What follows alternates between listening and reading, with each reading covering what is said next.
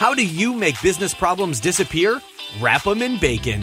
For business owners, marketing execs, and anyone trying to grow your business, pump your profits, and make more while doing less, welcome to Bacon Wrapped Business with Brad Costanzo.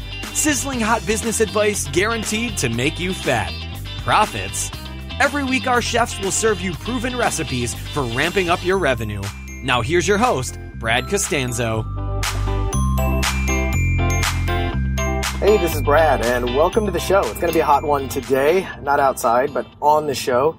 In the studio, I've got Ryan Levesque. Ryan's the founder of SurveyFunnel Formula, and we're going to talk about ways to convert online visitors into customers in a way that's much more effective than what you might have traditionally seen. So, if you're the least bit involved in online, digital, internet marketing, pay close attention. We're going to go deep on this, and it's going to be a little bit more advanced of a topic. This is not about how to get involved with online marketing and get started, but if you're already selling something or thinking about launching a product, this is really a tremendously powerful way to do it.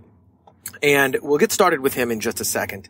Right now, I just want to, mention a quote that I heard by Robin Williams. Rest in peace. It was actually the day that he, news that he passed away, and I watched one of his movies called The Angriest Man in Brooklyn. And, small spoiler alert, Robin's character is facing death in the movie. And he says something very poignant. I believe it was, I'm paraphrasing here. My tombstone will read 1951-2014. And I didn't realize until now that it's not the dates that matter. It's the dash. Now, what's surreal about that is that his tombstone really will read 1951-2014. And was it prophetic? Is this art imitating life or life imitating art? I don't really know, but instead of focusing on Robin's passing, focusing on that quote was really it was really poignant for me. It's not the dates that matter. It's the dash. It's the life you live in between and what you do with that. Robin lived bigger than most people out there. And that's always been one of my goals, but also a challenge, is to live bigger and to live better and to, put myself out of my comfort zone and to grow even when I'm comfortable and happy, because I know that I'm never happy really when I'm comfortable. I'm satisfied, and that's about it. Another person who's really inspired me to grow is Sean Stevenson. I don't know if you're familiar with Sean. A lot of you are. Sean is known as the 3-foot giant. He's a author, expert, motivational speaker, really actually one of the most, if not the most amazing public speaker I've ever seen. You can check him out at SeanStevenson.com. That's with a PH. Sean had an accident recently, and he's recovering from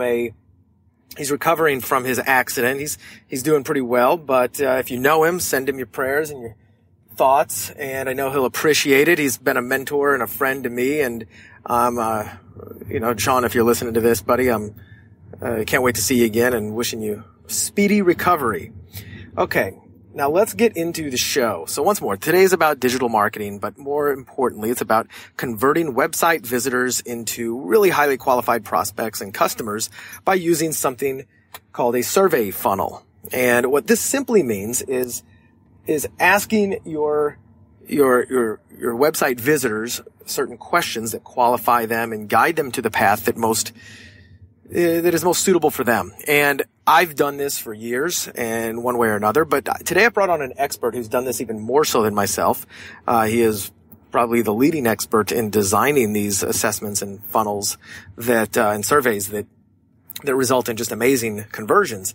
His name is Ryan Levesque, and he's responsible for, creating millions of dollars online for his own products, for his clients, millions of leads, and across industries. He's proven that this formula works. Now, he's not some just ordinary guy who, kind of lucked into success with online marketing. He is genius level, Ivy League, educated. He's taught at Ivy League schools. He's done a little bit of everything, and he's got, kind of a background in neuroscience and all this. But at the same time, he's not hard to understand geeky nerd about this stuff. He breaks it down into really easy to understand step-by-step instructions that anybody can follow. And in fact, I've been putting together a very similar survey funnel assessment for multiple clients of mine. And we're going to dive into this in just a minute. We're going to talk about how to build this, why to build it, what's important, what people are doing wrong. And I just really encourage you to listen to the whole thing, because even if you're not highly involved in online marketing and conversion, etc., you'll learn a lot from this. I guarantee it. So without any further ado, let me bring him on the line. Okay, Ryan, are you with me, buddy? I am here, and I'm really excited to be here, man. Cool. I appreciate you taking the time to be on the show. You know, this is going to be an exciting episode for me, because I'm currently, as I told you, I'm currently working on a version of one of the things you're known for, one of your specialties, the survey funnel, which I don't know, that's kind of you kind of coined that term, haven't you? That's your Yeah, I mean that's I tell people, if there's a centimeter wide piece of the online marketing world that we live in, my unique contribution to that world is this survey funnel concept. So cool. I love what I that. do all day, every day. I love it. That is great, and we're going to dive really deep into that. We're going to turn up the heat in the skillet, get some bacon grease flying all over the place. Awesome. So for online marketers and for people who are doing anything, e-commerce, selling information products, selling things online right now, this is a really, really valuable tool in order to be able to use. I think, up until, surveys have been used for years online, and you have, I hesitate to say perfected it, because there is no perfection. You can always improve. But you've optimized this process better than really, I think, anybody I've personally seen. And what's cool about it is, for the longest time, I think you probably agree with me, most people who sell online treat it as a one-size-fits-all with their sales pitch. It's like, hey, somebody come by I think of it, most online marketers as, they're at a trade show barking at the booth, hey, come buy my product, here's what it does, it slices, it dices, it does all this other stuff. And in real sales, one-on-one sales, you ask questions, you engage, you talk, and you get feedback, and you give your answers based upon that. And that seems, from everything that I've seen that you're doing, that's really the heart of what your entire formula, the survey funnel formula, is about. Am I right? You're absolutely right. If you want to draw a parallel to what this is like in the offline world, if you think about how we buy stuff, right? There are kind of like two different models. One model is you go to a store like Best Buy, and there's a ton of stuff on the shelves, and your head is spinning with all the different options that you've got there. So you spend hours and hours researching which TV or DVD player, whatever it is that you're going to buy, and you spend a tremendous amount of time trying to figure that out. That equivalent online is the e-commerce model, right? Then on the other side of the spectrum, you have the direct response model, which is like getting a piece of direct mail, Geico sending you something, hey, apply for our insurance, here's a unique offer code, do it by calling this phone number, and do it now. That's the one-size-fits-all direct response model. Both of those models have tremendous flaws. The e-commerce model creates that head spinning, too many options, the paradox of choice. And then on the other end of the equation, you have that direct response model, which is, but why are you sending this to me? I just applied for auto insurance. I don't need this, right? So what's the solution? The solution is the midpoint. The solution is going into a store like Best Buy, but instead of just wandering and meandering and trying to figure out which option is right for you, having an educated, trained, skilled salesperson help guide you in the right direction, right? So what are you looking for today, ma'am? Oh, I'm looking for a TV. And what kind of TV are you looking for? Is this something for the main TV in your house, an auxiliary room? Tell me a little bit more about what your needs are. Oh, I'm looking for, something blah, blah, blah.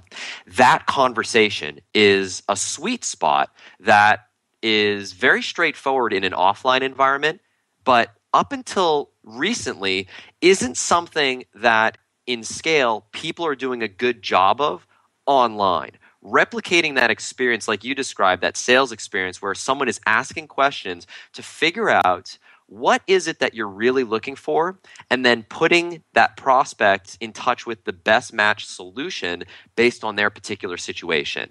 The survey funnel formula, the survey funnel process that I use basically all day, every day in all the different markets that I'm in, tries to replicate that offline experience but translate it online. And we can talk about all the nitty-gritty sort of devil in the details stuff behind that, but big picture, that's what we're talking about today. Yeah, that's great, and I think it's so important, so underutilized. In the past, we saw, with the invention of the squeeze page, which I would imagine a lot of my listeners are familiar with this, but if not, it's just where you come to a page and there's nothing on there except the promise of what they call an ethical bribe. Hey, get my free report on 7 ways to do XYZ. Enter your email, and it's a one-size-fits-all. That's getting, to me, that's less effective, and they're just going for quantity. And on a survey funnel, or assessment, quiz, anything else prior to that where you're actually asking them to engage with you and make these commitments, in my experience, and I'm sure you'll agree, you sometimes get less, but sometimes you get more of an opt-in percentage and a conversion percentage on the front end, but you always get better, because if somebody's willing to go through all of the little hoops and answer your questions, these are potential buyers versus folks who just kind of who are willing to trade their email and maybe even a fake email address to get your little bribe. I know when I come across web pages that they've got 7 ways to do XYZ, and I kind of want that, I'll first oftentimes put in a fake email address just to see if I can download it right away without having to clog up my inbox with spam. But if I come across somebody who actually cares and is assessing me in some way and diagnosing my problems, which is what your funnels always do, I'm much more likely to give my email, because it's like, well, man, this guy's engaging in conversation with me and offering me value besides just a little bribe. Yeah, I mean, you're absolutely right. So Brad, there are 2 different dynamics that are going on with the survey funnel versus a traditional squeeze page. So the first dynamic affects the perception of what people are about to get. So typical squeeze page is the equivalent of, hey, look at me. Check out my free report. It's the best freaking report online. Give me your email address and I'll give it to you. And it's the equivalent of standing on your tippy toes in a crowd, shouting and saying, hey, come look at me. It's like the guy at the carnival who's selling you on his knife set. Yeah, the barker. What's that? Yeah, the carnival barker. Hey. Yeah, exactly. That's what the squeeze page is. And if it's a dead match, like I really need a new set of knives and I'll listen, then it works, okay? However, the problem is when you're doing that, it's difficult to stand out from the crowd, because what is everybody else doing? They're standing on their tippy toes, and it's whoever yells loudest. And so you're in this shouting match equivalent in your market.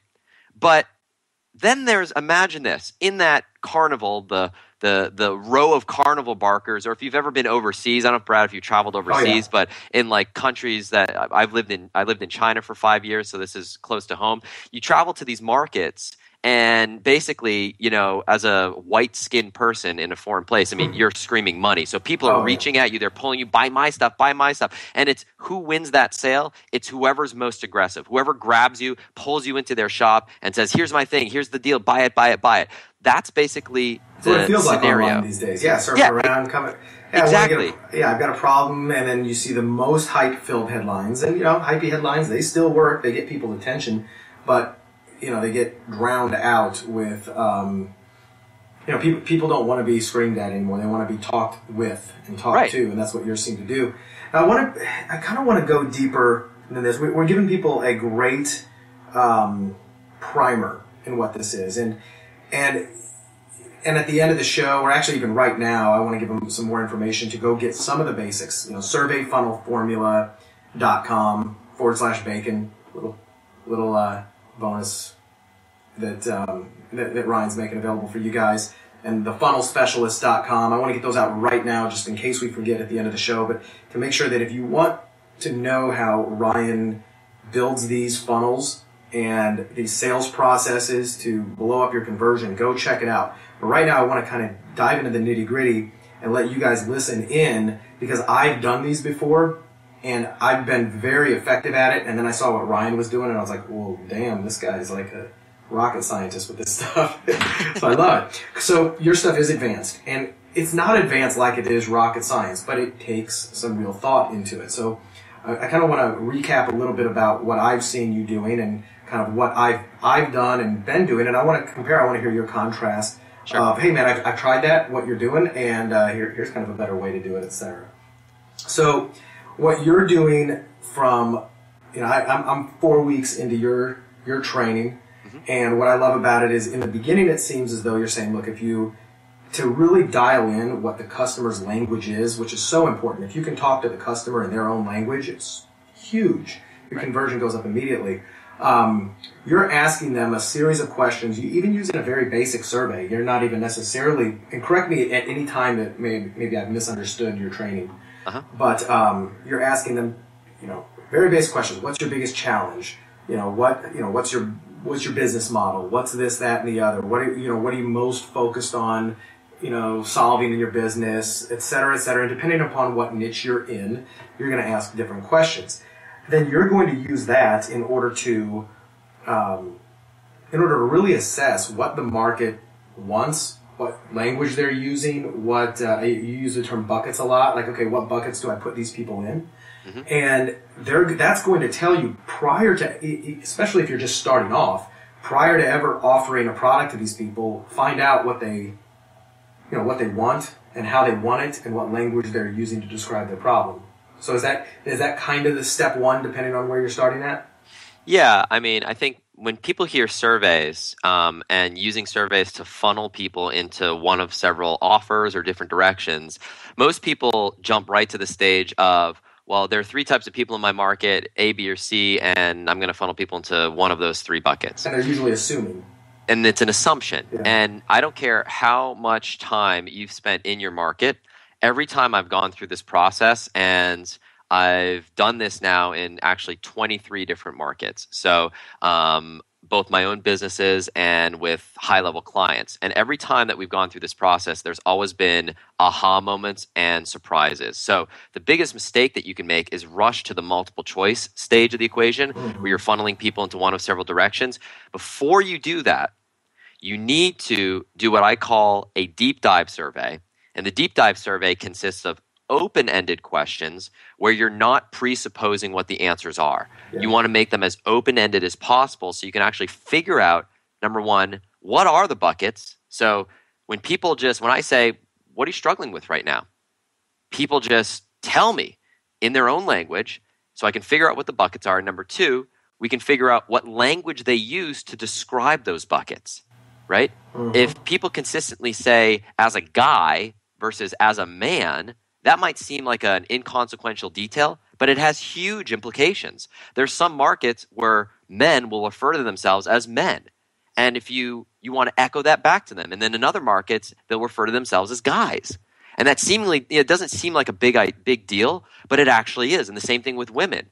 Some markets, women will say, they'll describe themselves as a woman versus, as a chick or as a lady or as a girl. That has huge implications. And so that's just one tiny detail, or one example, but there are a million reasons why you want to extract that natural consumer language out of the consumer himself or herself so that you can echo back that same language to them when you're funneling through a series of multiple choice questions that are designed to funnel people into one of several possible products that you might sell, or funnel people into one of several different sales letter variations that you might have, etc. Yeah, you're so right. And kind of on a slightly different utilization of one of these surveys, I put on one of my clients who sells a software for real estate investors to, it's like a lead database and helps them find, for instance, one of them is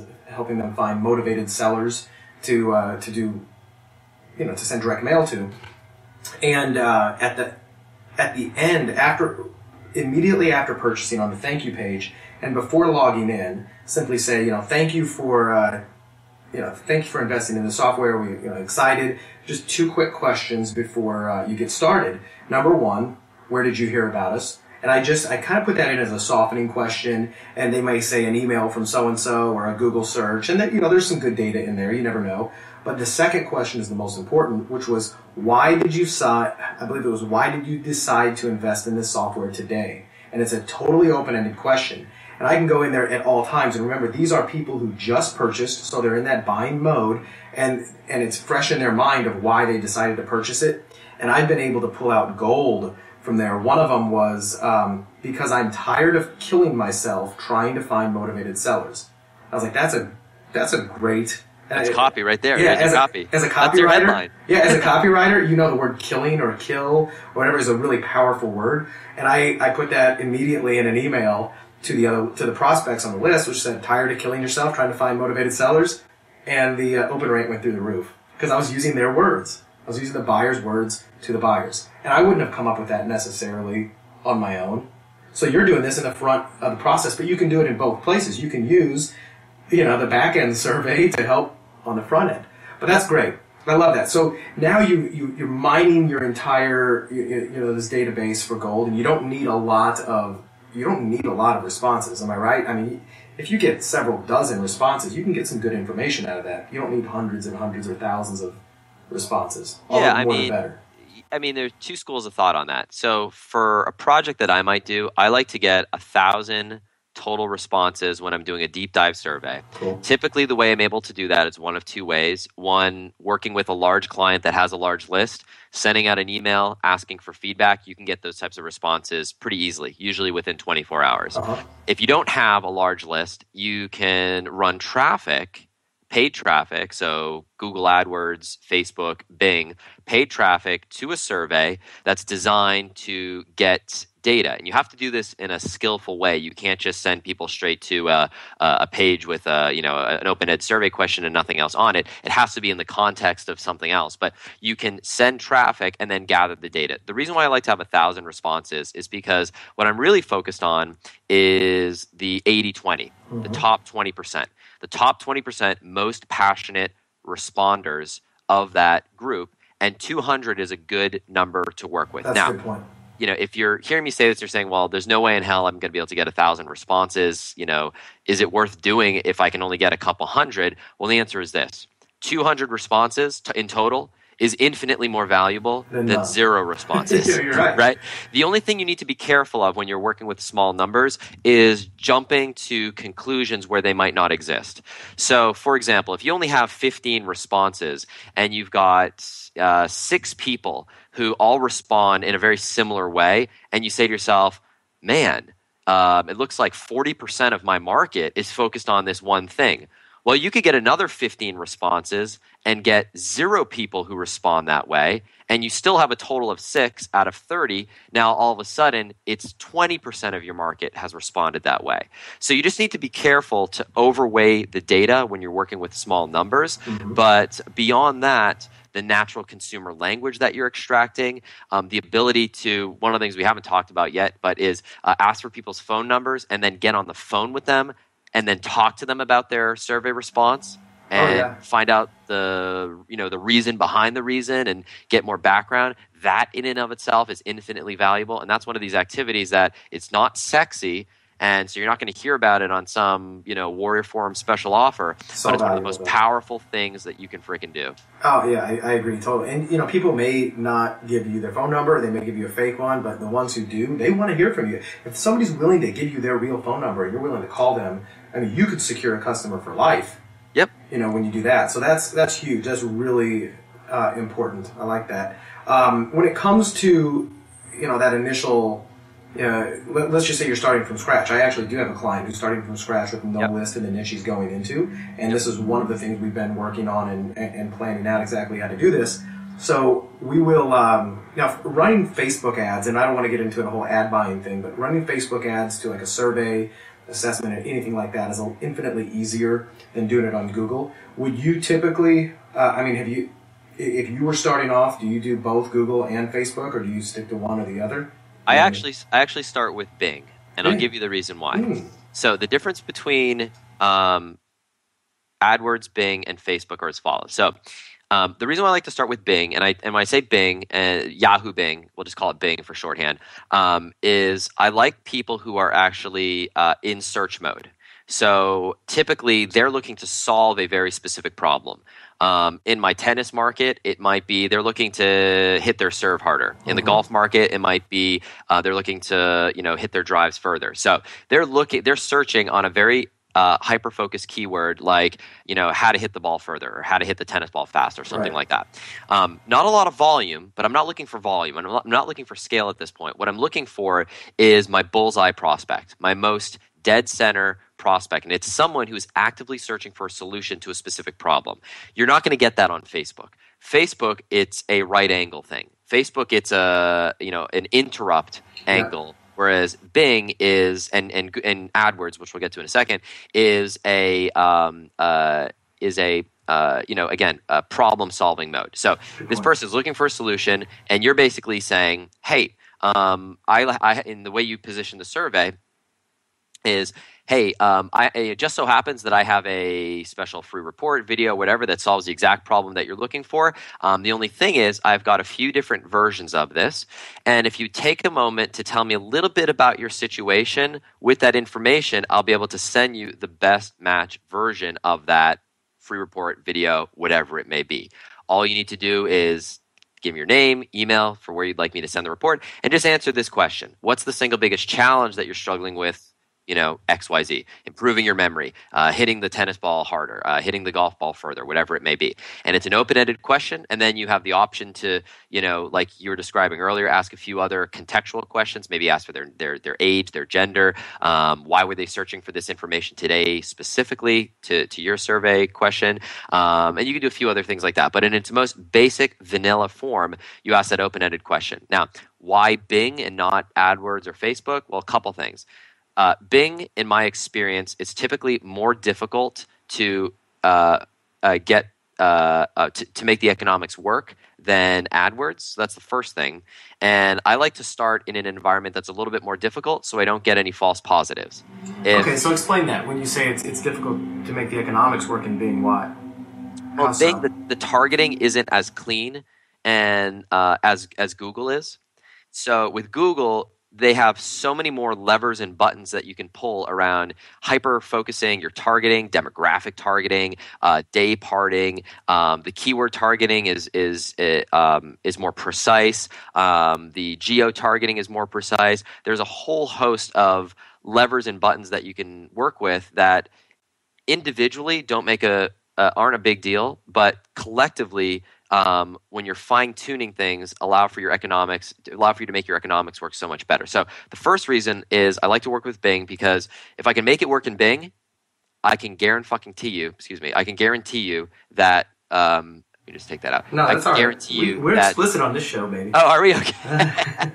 I know iTunes is very strict about these things. But listen, I can guarantee you I can make it work in Google, but I can't guarantee the other way around. So that's one of the reasons why. The second reason is actually something that you won't hear most people talk about, and that's this. There's always a risk whenever you introduce a new site to any media platform that it can get blacklisted. Oh, and Google's famous for that. Exactly. Everybody's heard about it. Facebook will blacklist you. Google will blacklist you. Bing will blacklist you. Of the three, the one I'm least worried about, the one that doesn't keep me up at night about blacklisting me is Bing. So it's a way to test the waters in a lower threshold, lower risk environment first before you expose your site to Google. If Bing shuts you down, your business isn't dead. But if Google shuts you down, have fun. It's not going to be exactly. You're going to have to build a new site from scratch, and it's not going to be fun. So it's kind of a way to test the waters as well as avoid those false positives. So my rollout schedule is always Bing search, Google search, Google display, Facebook. Great. That's really helpful. I love that. And it's not something I've seen you cover yet in the course, although maybe you would. I might touch on it. I mean, the survey funnel course you're going through really isn't a traffic course. It's more about building one of these funnels. To be perfectly honest, I just don't remember if it comes up. But that's typically what my rollout schedule is. That's great, though. So Bing, Google search, Bing search, Google search, Google display, and then Facebook. Gotcha. Yep. And I don't really do, Bing display, there's really not a whole lot of opportunity there in general in most markets. So you can slot that in when you start moving to Google display, but it's really not going to be a huge needle mover, at least in my experience. Cool. So moving on a little bit. So now, that's really about getting the initial, especially if you have your own email list, if you've got your own, prospects, et cetera, you can send them through there. You can get some pretty targeted responses in addition to this. You can shortcut the process. But then now when it really comes to building the funnel, and I've gone through a couple of your different websites and just, in addition to the training and kind of seeing what you're doing and getting a few aha moments. And what I see is that you are still asking a lot of open-ended questions and not just multiple choice. And you are doing a lot of micro commitments. And if anybody has ever, I guarantee I know why, or one of the reasons you're doing this, because of the commitment principle of persuasion. It has to be, if I'm wrong. If you've read Cialdini's book Influence, you know that if you can get people to take these small commitments, just saying yes, yes, yes, or jumping through even little bitty hoops, then getting them jump through the bigger hoop of getting their credit card out is a lot easier. So I've noticed you going to the extra steps of doing little smaller videos and then having them click a continue button or type in I agree or answering a little question. Is that one of the reasons is you're trying to kind of pull these people along and engage them? Yeah, it's exactly it. It's going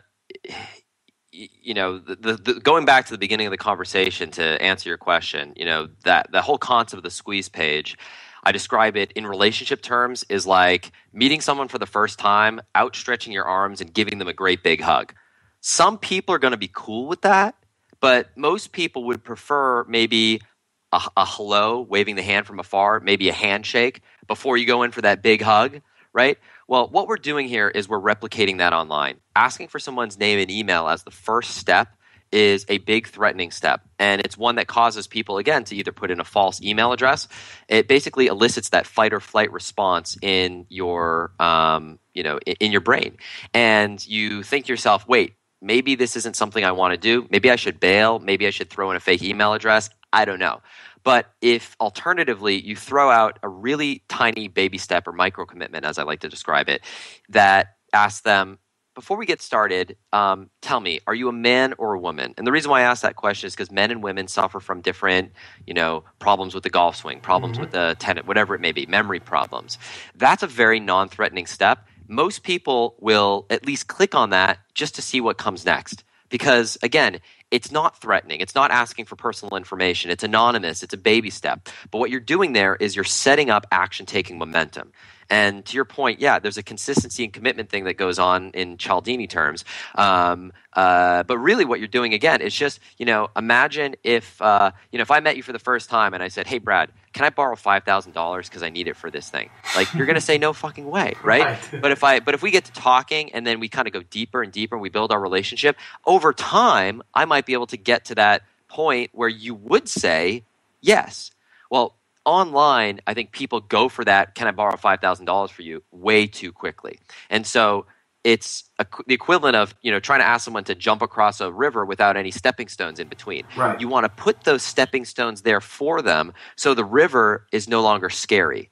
And asking very basic multiple choice questions, usually the first one of which is what I call a softball question, something that is are you a man or a woman? Something it's easy, impossible. you don't even have to think about it. Exactly. There's no thought. There's no, which of the following describes you? Are you more of an introvert, more of an extrovert, or a combination thereof? I got to think about that. Like, no. Ask me something that, unless I'm being a smartass, I literally cannot get it wrong. Are you a man or a woman? It does not get any more basic than that. That just gets the ball rolling. It's important data that you can use in your marketing to your own persuasive advantage, because once you capture that data, you certainly want to be marketing to your men and women differently. You want to be exposing them to different offers, especially if you're in a health market, for example. Men you want to expose to low T offers, things like that nature. Women you might want to expose to a menopause offer or after having a baby offer, things like that.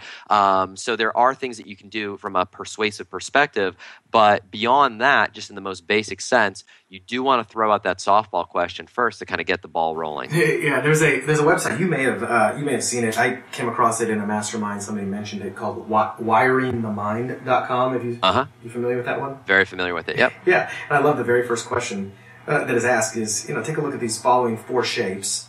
Which is the most appealing to you?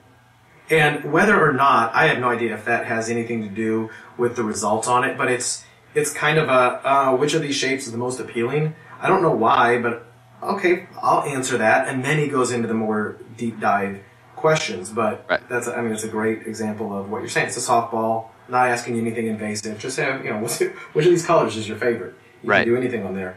Yep. So the next step as you're walking them through, and this can be as you can make this simple, you can make it highly complex. The best funnel is the one you actually put into place. Like the best exercise program is the one you actually do. Right. Exactly. Asking any questions is probably better than asking none.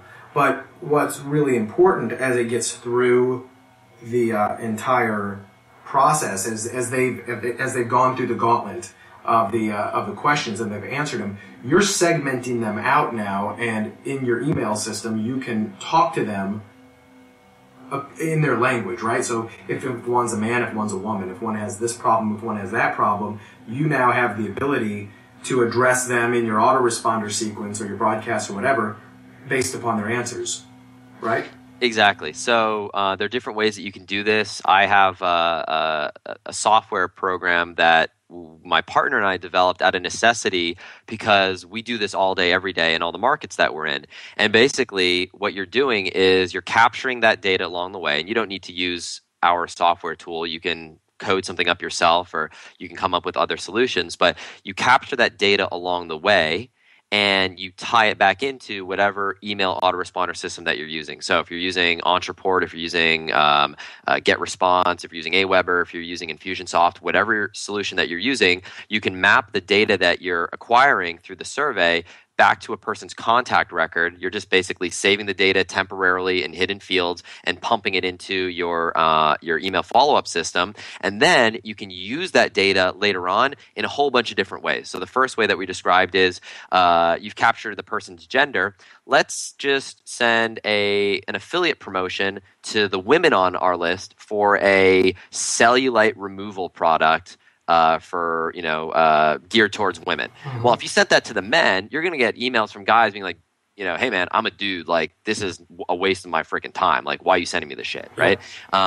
And you're going to alienate your list, and that's the most basic application. So that's one thing. The second thing is, which is really cool, is we've all seen, and Brad, I know you know this, but we've all seen the dear first name trick, right? Oh yeah. That's been around for 15 years, right? And most people, it's like the jig is up. Like, it doesn't even, I get an email, it's like, Dear Ryan. I don't even bat an eyelash. I'm not like, whoa, my name. Like, those days are over. They've been over for 5-10 years. However, when you capture this data in the way that we're describing, you can also use that data as merge fields. Yeah. And so I'll give you an example. So just take the gender thing for a moment. Imagine how much more powerful it is to say, one of the most interesting things that I find with the women that I work with is that for whatever reason, they struggle with X. And I slotted the word women. Mm-hmm. Well, imagine writing that same email using merge fields so that same email says, one of the most interesting things about the men that I work with is this. If you're a woman or a man, getting that gender-specific context in an email is infinitely more powerful than just a generic, what's interesting about the people that I work with is this. When you say men, all of a sudden your brain as a prospect is oriented to, wait, maybe there's something about being a guy that makes things different. Yeah. The male business owners that I work with versus the female business owners that I work with tend to struggle with this one specific challenge. All of a sudden now, there's this gender context. Even if you're prescribing them the same outcome, you're saying, it is a generic struggle that they or problem that they struggle with. The fact that you framed it as being gender specific, and this is the most basic application, you can do this, to the nth degree. What happens is people pay attention to it so much more. They say, this is something for me, right? You combine gender, and age and imagine the possibilities. You know what's interesting about, I'm in my 30s, right? So you know what's interesting about men in their 30s when it comes to, male CEOs in their 30s is that they tend to reach this interesting point. Yep. It hits home so much. You've got my attention right there. Like I am reading that versus if you say, you know what's interesting about CEOs is that they run into this struggle. Not interested. It's not specific enough for me. So the survey allows you to do all this. And hopefully if you're listening to this, your mind is racing with possibilities right now about all the different ways that you can apply this type of methodology in your business because it really is universal. Any business can use this. Right. And so one of the ways that we've been, so in a very long time ago, I had some courses in the dating advice market, and one of the things I did was, there weren't a whole lot of open-ended questions on this, but it was, what makes you the most nervous about approaching a woman you've never met? And, or what are you most comfortable with? And I can't remember how many questions I asked. It was a very, very micro survey, but it was just trying to get them to go through 2 or 3 little steps of just click one, click one, click one. And I was segmenting them out. So if it said that, your biggest sticking point is really, you get, nervous approaching, and then I can talk to them like that. And then, by the way, here's my product that covers that and all these other problems that you may have, but this is your number one. One of the things that I'm working on right now, and I am following some proven. I've had success with this in the past. I know some other colleagues who have as well. Is this is where it differs from yours? Although I think that merging this could be really effective. But I want you to tell me if I've tried that. Here's why it wouldn't work, or how to make it work better. Is more of an assessment style where it's like, look, if you take this, take this 30-second assessment and find out your, the number one reason holding you back from success with X, or find out how you compare to other people in this market. Like, so with the real estate investing, it's going to, take this 30-second survey, or assessment, we don't even call it a survey, to find out how you compare to other high-volume real estate investors. And we don't ask at this point. It's not even active yet, but we're not even asking open-ended questions, although we will be. But we've got about 10 different questions, which kind of, we're scoring them. So when it drops them off, it says, hey, congratulations, we calculated your score. You are and we give it kind of a code, like you're an RGA. Would you like to find out what that means? And we'll give you a free book if you decide to opt in. We actually don't even force them to opt in at this point. We want them to either, have the choices. They go on to the next page where the business owner in this case explains, one of the 3 groups that, okay, well, here's what an RGA means. You should be focusing on revenue generating activities and blah, blah, blah, blah, blah, blah, blah. In fact, we're having I'm doing a webinar right after this. And I'm inviting you to it. You qualify to attend the webinar. We're going to cover how to cover that and get over all this other stuff. And after they register for the webinar, we offer them a low dollar offer just to kind of liquidate the cost of the traffic. There's about, with upsells in there's only one little upsell, but we're able to get about a $30 customer value when people do that. But that's kind of the funnel that I got experience setting up and, have seen. Although one of the things we really don't do, and I like, or we haven't done yet, and I like what you're doing, is integrating more of the open-ended questions and doing, I forget what it's called, where, the answer to one question becomes part of the next question. Right. So typically my path, and there's always exceptions to this, but typically I go through what I call my deep dive survey, which we talked about, which is the open-ended one. I then take the answers of that and use it to determine what my close-ended, so multiple choice survey is going to be, which is what I call my micro commitment bucket survey. And the reason why I call it that is because it's broken down into multiple steps, the micro commitment side of things, and the bucket piece of it is it's designed to funnel people into one of several buckets. That survey is the one that runs consistently over time, the one that we're sending traffic to.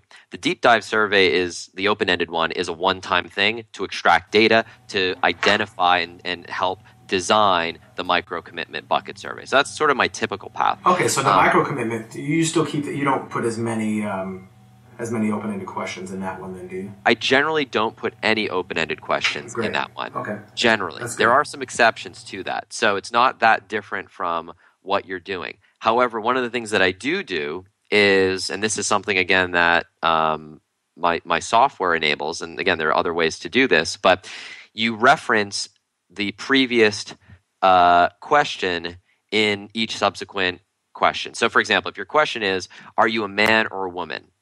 Okay, then maybe the next question is, and they say they're a man. Maybe the next question is, which of the following best describes your age? 20s, 30s, 40s, 50s, 60s, 70s. Then the next question might be, as a man in your 30s, as a man in your 30s, there are typically three challenges that, there are typically three challenges that men in their 30s tend to struggle with when it comes to losing weight. Which of the following best describes you? Right? That's great. So you're basically echoing back what they've said, and you're becoming, it feels like you're playing doctor, and you're getting closer and closer to the answer to their question. It's like you're acknowledging that the information that they've given you is valuable in the context of helping them reach their goal, and it encourages them and motivates them to keep giving you more information, because it overcomes that objection of, why are you asking me these questions? Like, when is this going to stop? But if you reference what they just said, they kind of get it. They say, oh, I get it. If I give more information, you're going to get closer and closer and pinpoint exactly what my solution is for, that's unique to me. So it is tremendously important in improving your survey uptake rates, getting people to go through the whole survey and reach the end. To answer that question, I think what you're doing makes a lot of sense. I think if you can add that layer to it, you'll probably see even better results. I love that. And I would say, to the extent that you can really get people excited about what's at the other end of the rainbow, what that pot of gold is before they take the survey, that's really the key. Make this big promise that if they go through this survey, they're going to achieve this X result. And typically it has to do with learning about something about themselves.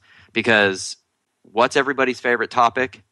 Themselves. Oh, yeah. So if you can give them insight into who they are, what their strengths are, what is it that makes them unique, why have they been struggling, anything around that idea, that gets people motivated to answer a series of questions. That's great. Yeah, that's what I've been kind of playing on. Almost, what's your probability of success with this area, or how do you compare to others who are already succeeding? Or how do you diagnose your sticking points? How do you find that one thing, that one little kink in your hose that's holding you back? Well, if you answer these questions, I can almost guarantee that we can find it. And you got to make it really, really simple. And people love. You've seen that probably on Facebook when people are always sharing. Those little, it's like a little assessment. What city are you? What Game of Thrones character are you? People love that stuff. They love it. They absolutely do. So kind of trying to integrate that. And when I saw that one piece that you just explained, which is one of the parts I loved about what you're doing, is it's so powerful how you just echo back what they said in the other ones in the question, in the next subsequent questions. I think that's really, really powerful.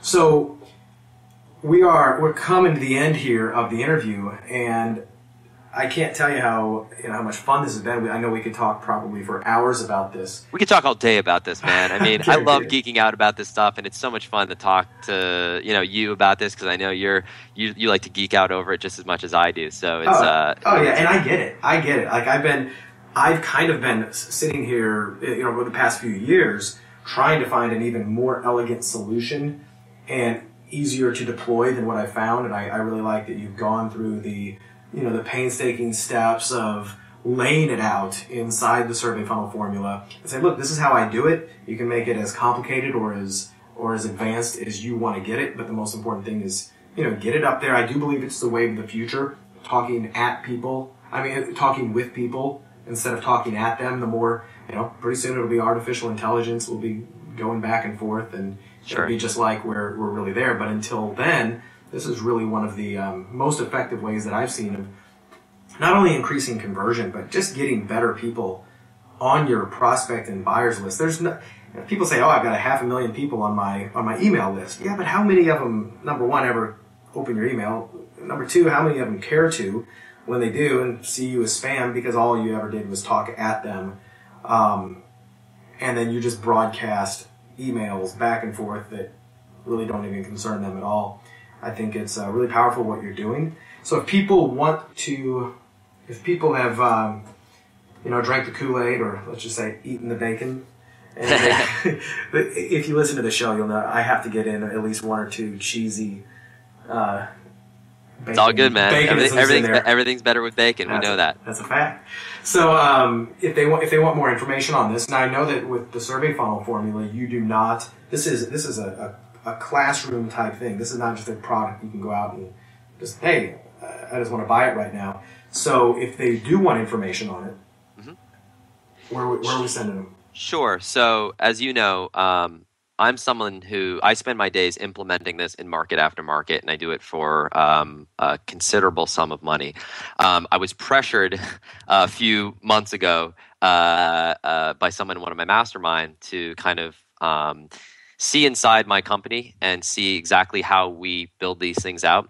And so what I did is I went through the process that I go through, which is a 6-week process to build one of these funnels out from start to finish. And I created that training for my team. I added a whole bunch of new members to my team, and I needed a way to train them up really quickly. And what I did is I let a few people outside my company in on that training to see exactly how we do things.